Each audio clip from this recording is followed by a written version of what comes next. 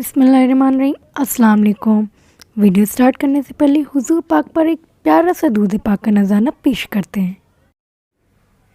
आप सल्लल्लाहु अलैहि वसल्लम की उम्र जब 40 साल हुई तो आप बहुत खामोश रहने लगे, अक्सर किसी गहरी सोच में डूबे रहते। इसलिए आप सल्लल्लाहु अलैहि वसल्लम मक्का के बाहर गारे हिरा में चले जाते और कई कई दिन वहाँ अकेले रहकर अल्लाह की कुदरत के बारे में सोचा करते। आप सल्लल्लाहु अलैहि वसल्लम अपने साथ कुछ खाने पीने की चीज़ें भी लेकर जाते ताकि अल्लाह की इबादत में मदद मिल सके, और जब वो चीज़ें ख़त्म हो जाती तो कभी तो घर आकर अगला खाना तैयार करके ले जाते, या कभी तो हज़रत खदीजा रज़ियल्लाहु तआला अन्हा किसी के हाथों वो खाना गार में भिजवा देती। जिस दिन हुजूर पाक के ऊपर पहली वही नाजिल हुई।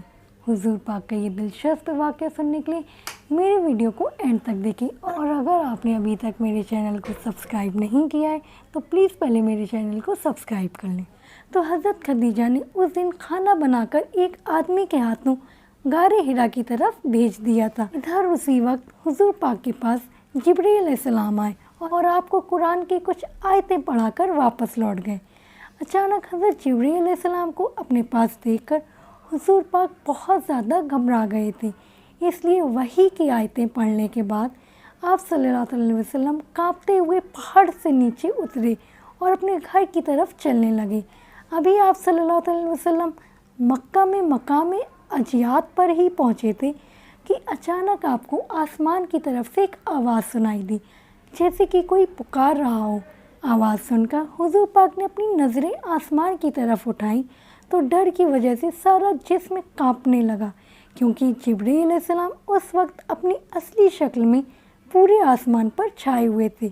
हुजूर पाक उस वक्त का मंजर बयान करते हुए फरमाते हैं कि मैं आसमान में जिस तरफ भी नज़रें घुमाता मुझे जिब्रील अलैहिस्सलाम का जिस्म ही जिस्म नज़र आता, और वो बराबर मुझसे कहे जा रहे थे कि ए मोहम्मद, आप अल्लाह के रसूल हैं और मैं अल्लाह का फ़रिश्ता जिब्रील हूँ।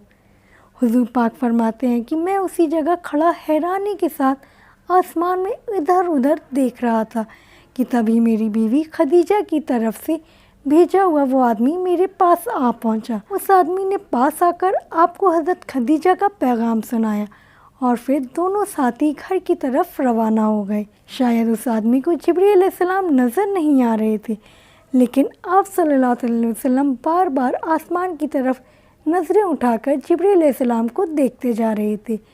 आखिर चलते हुए हुजूर पाक अपने घर पहुँचे। आप सल्लल्लाहु अलैहि वसल्लम उस वक्त इतने ज़्यादा घबराए हुए थे कि बीबी खदीजा से कहने लगे कि जल्दी से मुझे चादर उड़ा दो। हज़रत खदीजा ने आपके चेहरे से पसीना पोंछते हुए कहा कि आप इतना परेशान क्यों नज़र आ रहे हैं, लेकिन हुजूर पाक ने उनकी बात का कोई जवाब नहीं दिया और खामोशी से चारपाई पर लेट गए। बड़ी बेटी ज़ैनब दौड़कर चादर ले आईं और फिर हज़रत खदीजा ने हुजूर पाक पर वो चादर डाल दी। घर में 4 बेटियां और बीवी खदीजा मौजूद थीं। हुजूर पाक की ऐसी हालत देख सारे घर वाले बहुत परेशान हो गए।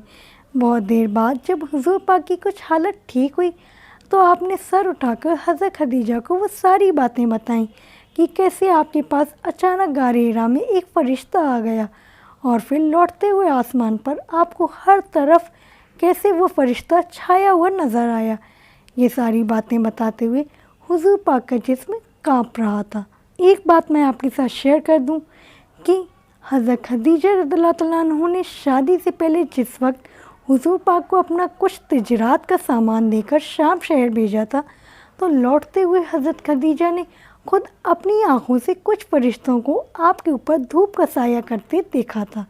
तो वो उसी वक्त समझ गई थी कि आप आगे चलकर कोई बड़े इंसान बनेंगे।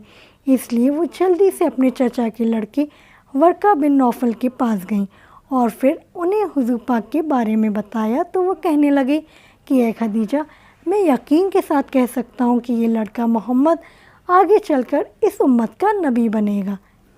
हज़रत खदीजा ने जैसे ही वर्का बिन नौफल से ये बात सुनी तो आपके अंदर हुजूर पाक की मोहब्बत बैठ गई और आपने हर तरह से कोशिश करके आप सल्लल्लाहु अलैहि वसल्लम से निकाह फरमा लिया। अब क्योंकि हज़रत खदीजा को पहले से पता था कि मेरे शौहर इस उम्मत के नबी बनेंगे, اس لیے جیسے ہی حضور پاک نے آ کر بی بی خدیجہ کو اپنے اوپر غار حرا میں گزری وہ ساری باتیں بتائیں تو حضرت خدیجہ خوشی سے جھوم اٹھی، کیونکہ جس کا انہیں 15 سال سے انتظار تھا وہ سب کچھ آج انہیں اپنی آنکھوں سے نظر آ رہا تھا۔ کیونکہ حضرت خدیجہ اس بات کو سوچ سوچ کر اکثر پریشان رہتی کہ کہیں میرے شوہر کے نبی بننے سے پہلے ہی میری وفات نہ ہو جائے۔ اس لیے ایک انتظار تھا کہ آخر وہ دن کب آئے گا جب میرے شوہر کو نبی بنایا جائے گا، اور آخر آج وہ دن آ ہی گیا تھا۔ کتاب سیرت ابن ہشام کے مطابق جیسے ہی حضرت خدیجہ نے حضور پاک کی زبان سے جبرائیل علیہ السلام کا نام سنا تو خوشی سے جھوم کر کہنے لگیں کہ مبارک ہو، میں اس ذات کی قسم کھا کر کہتی ہوں کہ جس کے قبضے میں خدیجہ کی جان ہے، آپ اس امت کے نبی ہیں، اس لیے آپ اپنے دل کو مضبوط رکھیں کیونکہ آپ کا اللہ آپ کو ضائع نہیں ہونے دے گا۔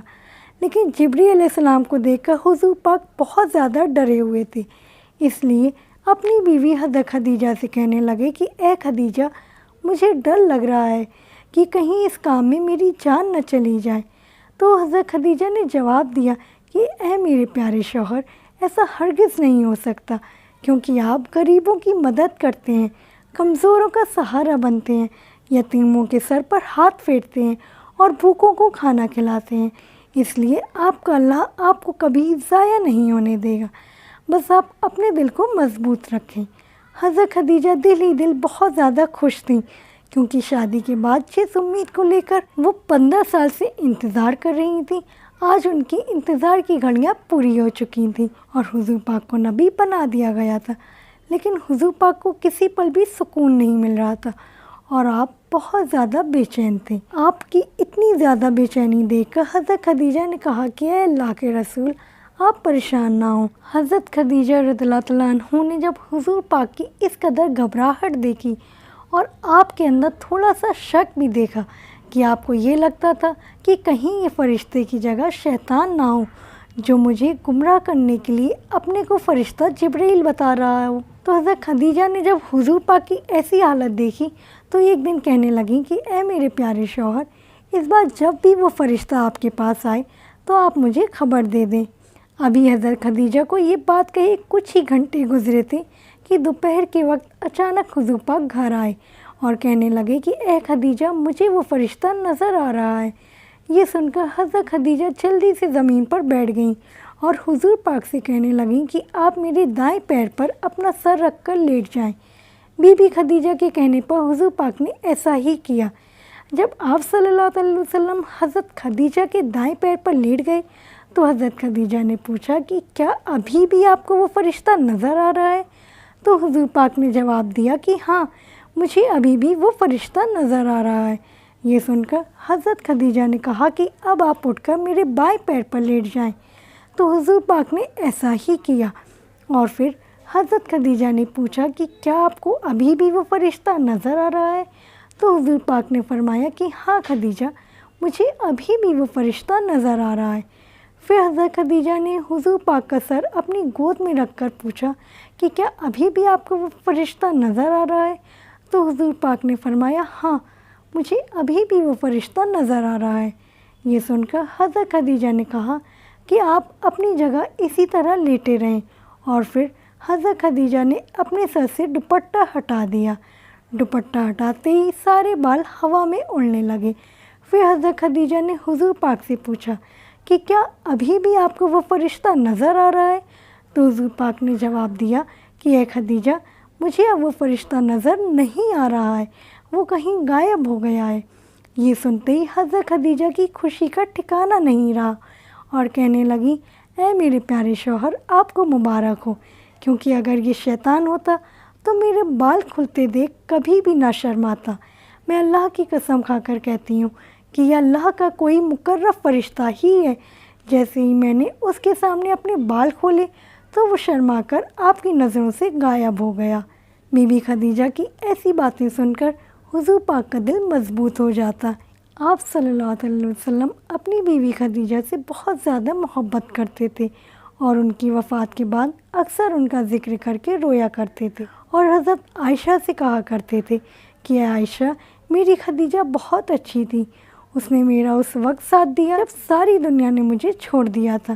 میری خدیجہ نے اس وقت مجھ پر اپنا سارا مال لٹایا جب لوگوں نے مجھے ہر طرف سے محروم کر دیا تھا۔ واقعہ کیسا لگا کامنٹس میں ضرور بتائیں، فیملی اور فرینڈس میں شیئر کریں۔ مزید اسی طرح کی اور اسلامک واقعات جاننے کے لیے میرے چینل کو پلیز سبسکرائب کریں۔ فی امان اللہ، اللہ حافظ۔